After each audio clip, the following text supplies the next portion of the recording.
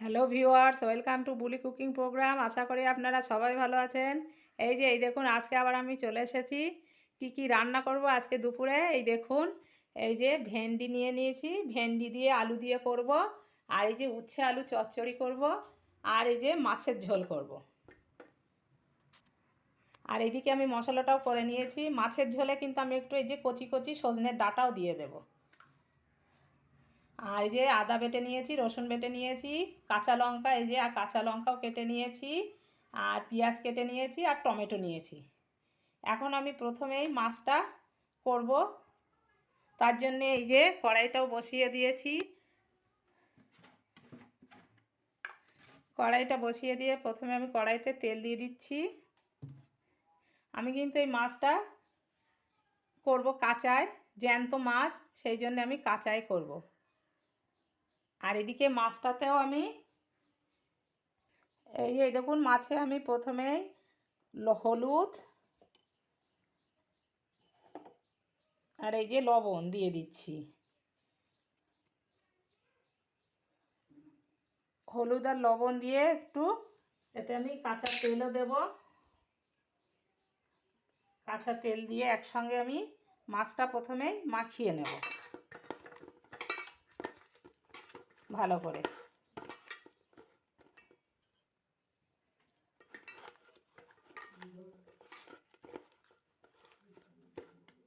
মাছটা মাখানো হয়ে গিয়েছে। এইদিকে কড়াইতে তেলও দেওয়া হয়ে গিয়েছে। দিয়ে এই যে পেঁয়াজ কুচি দিয়ে দিলাম।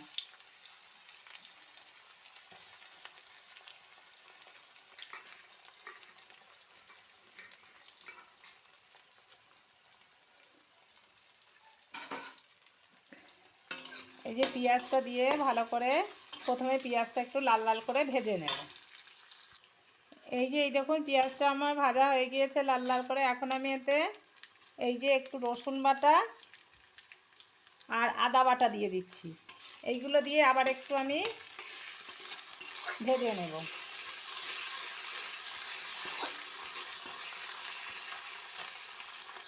টমেটোটাও দিয়ে দিচ্ছি।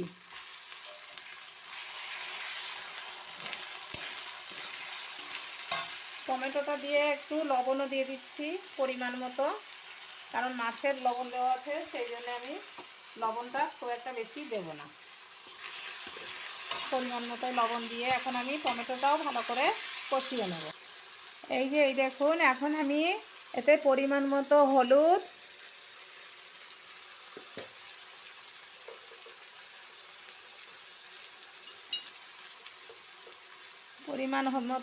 আর এই যে 2 চামচ ধনে গুঁড়ো,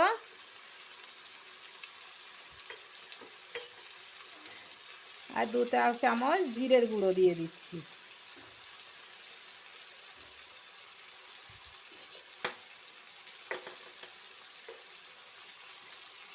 দিয়ে আবার মশলাটা বেশ ভালো করে নাড়িয়ে নেব। এই দেখুন, মশলাটা আমার কষানো হয়ে গিয়েছে, মশলার থেকে তেল ছাড়ছে। এখন আমি এই মাছগুলো সব দিয়ে দেব। মাছগুলো দিয়ে এই মশলার সঙ্গে একটু ভালো করে নাড়িয়ে নেব।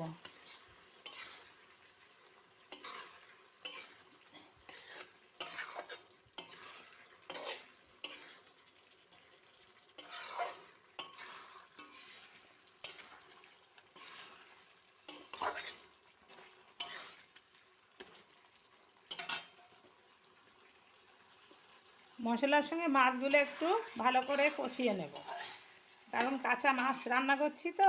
এই জ্যান্ত মাছ কাঁচা করতে গেলে এইভাবে করবেন, দেখবেন খেতে খুবই ভালো লাগে, আর কাঁচা কোনো গন্ধই থাকবে না। অনেকে হয়তো কাঁচা মাছ খেতে ভালোবাসে না, তারা এইভাবে আমি যেভাবে করছি এইভাবে করে খেয়ে দেখবেন, খেতে কিন্তু খুবই ভালো লাগে, আর বোঝাই যাবে না যে এটা কাঁচা মাছের ঝোল।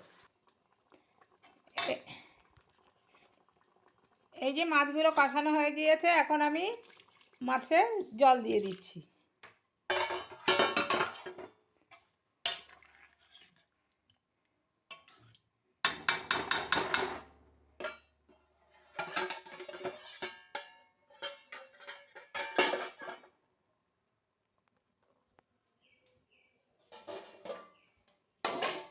এখন আমি ঢাকনা দিয়ে ঢেকে রেখে দেব 10 মিনিটের মতো।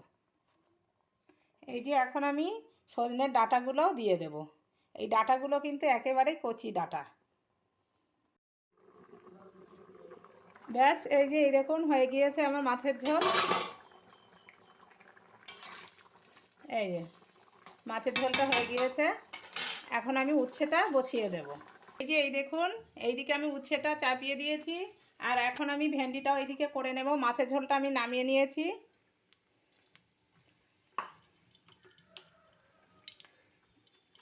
এই যে একটু জিরে, প্রথমে আমি একটু জিরে ফোড়ন দেব।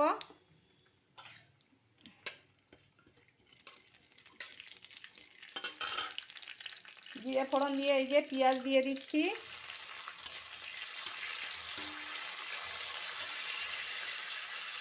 পেঁয়াজ, লঙ্কা, রসুন আর আদা, এইগুলো সব প্রথমে আমি একসঙ্গে মশলাটা কষিয়ে নেব।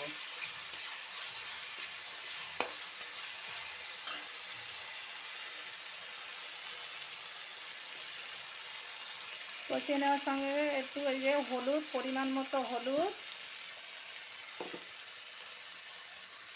আর পরিমাণ মতো লবণ দিয়ে দিলাম।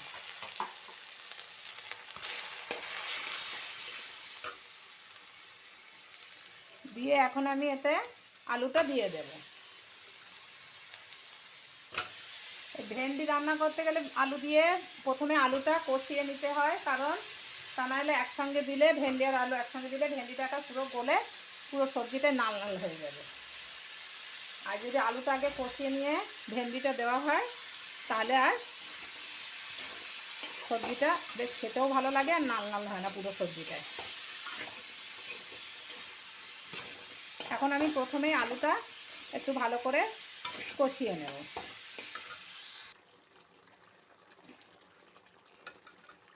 এই যে এই দেখুন আলুগুলো আমার কষানো হয়ে গিয়েছে।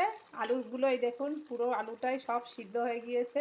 এই যে এখন আমি এই টমেটোটা ঢেলে দিচ্ছি, একটা টমেটোও দিয়েছি। দিয়ে আবার একটু নাড়িয়ে নিলাম। নাড়িয়ে নেওয়ার পরে এখন আমি এই যে ভেন্ডিগুলোও ঢেলে দিচ্ছি। এই ভেন্ডিগুলো সবই ছোট ছোট বলে সেই জন্যে গোটা ভেন্ডি আমি চচ্চড়ি করব। এখন আমি একটু এই ভেন্ডির সঙ্গে আলুগুলো কষিয়ে নেব।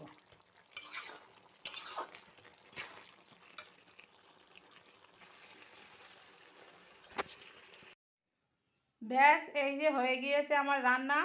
মাছের ঝোল, উচ্ছে আলু চচ্চড়ি আর ভেন্ডি আলুর তরকারি। এই আর যারা এতক্ষণ ধরে আমার এই ভিডিওটা দেখছেন তাদের অশেষ ধন্যবাদ। যারা এখনও পর্যন্ত লাইক শেয়ার সাবস্ক্রাইব করেনি তারা প্লিজ লাইক শেয়ার সাবস্ক্রাইব করে আমার পাশে থাকবেন। আর কেমন হয়েছে আমার এই রেসিপিগুলো কমেন্টসে জানাবেন। আপনারা ভালো থাকুন, সুস্থ থাকুন। ওকে, বাই।